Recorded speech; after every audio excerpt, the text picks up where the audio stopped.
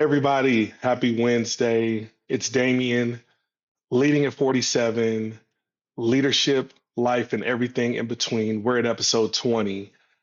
And today, what we're going to talk about something that actually came up from a previous episode. So, I did an episode in talking about something that I learned about l- the way that you lead shows up when you're not present.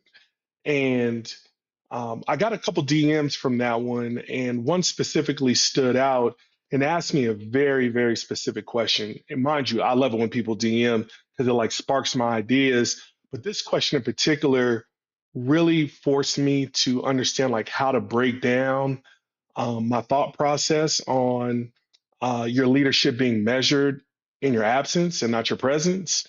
And how do you get work done when you're not there? And obviously, this is more than, a 3 to 5 minute conversation, but I think the question is really, really good in that how do you actually execute this? It sounds good in theory, but how do you execute?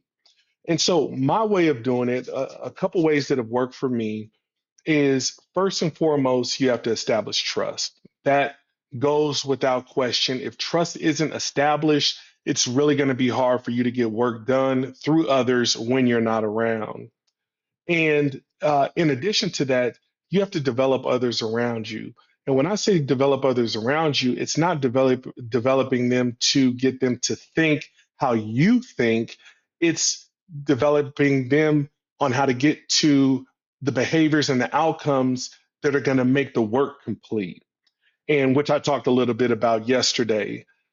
In addition to that, you have to empower folks around you. And when I say empower, that goes along with trust, but empowerment is a little bit different in that you don't give very, very specific instructions. A lot of the times that stifles creativity, and it limits their thought process as they're going through how they're thinking through whatever work needs to be done.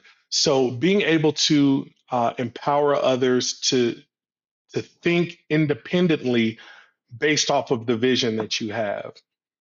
Next, and all of these aren't in any particular order, it's just like my thought process going around. But next would be understanding roles and responsibilities.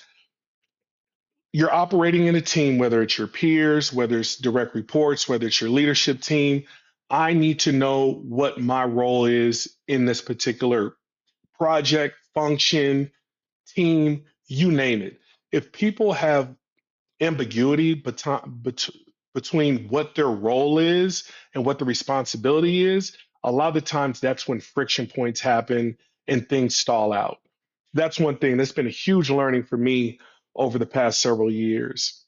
Next, I would say inspecting what you're expecting. But this isn't just like a check the box thing. This is a journey over time, and this leads into developing others around you.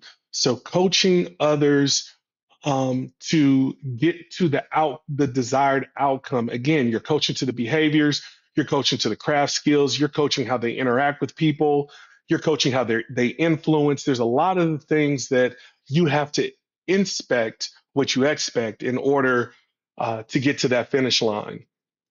And last, which I think is, um, it's not last, excuse me, it's giving people the space to fail. If you don't give people the space to fail, they don't, number one, feel empowered, trust could be diminished. But like, it's okay if they fail, but it's how you respond as the leader, it's how you respond. And that goes in to my next point. How do you act or react when what's delivered isn't to your expectations? Do you take the time to walk them through their thought process? Are you asking the right questions to understand how they unpacked what they thought your vision was? Or are you getting emotional and are you saying, hey, I'll just do it, which is going to diminish trust? There's so many things that you can do just to help people lock in, but it's all based off of your emotions and how you act or react in those certain scenarios. So if something isn't delivered to your expectations, take the time to understand why, where, and how this happened, and then circle back and start to build those foundations again.